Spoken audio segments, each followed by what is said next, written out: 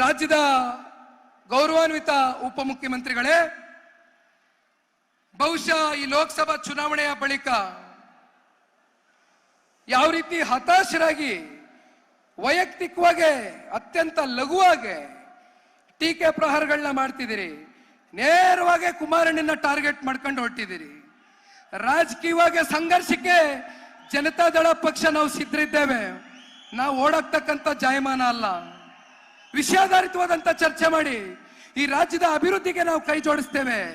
ಆದ್ರೆ ಮಾನ್ಯ ದೇವೇಗೌಡರು ಸಾಹೇಬ್ರ 92 ವಯಸ್ಸಿಗೆ ಗೌರವವನ್ನ ಕೊಡೋದನ್ನ ದಯಮಾಡಿ ಕಲಿಬೇಕು ನೀವು ಅಂತಕ್ಕಂಥದನ್ನ ಹೇಳ್ತಾ, ನನಗೆ ಮಾತನಾಡೋದಕ್ಕೆ ಅವಕಾಶ ಮಾಡಿಕೊಟ್ಟಂತ ತಮ್ಮೆಲ್ಲರಿಗೂ ವಂದಿಸಿ, ಈ ಮೈಸೂರು ಚಲೋ ಪಾದಯಾತ್ರೆ ಇಲ್ಲಿಗೆ ಅಂತ್ಯ ಆಗ್ತಕ್ಕಂಥ ಪ್ರಶ್ನೆ ಇಲ್ಲ. ರಾಜ್ಯದ ಮುಖ್ಯಮಂತ್ರಿಗಳು ನೈತಿಕ ಹೊಣೆಯನ್ನ ಹೊತ್ತು ರಾಜೀನಾಮೆಯನ್ನ ಕೊಡ್ತಕ್ಕಂಥದ್ದು ಸೂಕ್ತ. ಇಲ್ಲ ಅಂದ್ರೆ ಕಾನೂನಾತ್ಮಕವಾಗಿ ಯಾವ ರೀತಿ ಹೋರಾಟ ಮಾಡಬೇಕು ಹೋರಾಟ ಮಾಡ್ತೀವಿ. 100ಕ್ಕೆ 100 ನಿಮ್ ತಲೆ ದಂಡ ಆಗ್ತಕ್ಕಂಥದ್ರಲ್ಲಿ ಯಾವುದೇ ಸಂಶಯ ಇಲ್ಲ. ಜೈ ಹಿಂದ್, ಜೈ ಕರ್ನಾಟಕ, ಮತ್ತೆ ಜೈ JDS, ಜೈ ಬಿಜೆಪಿ.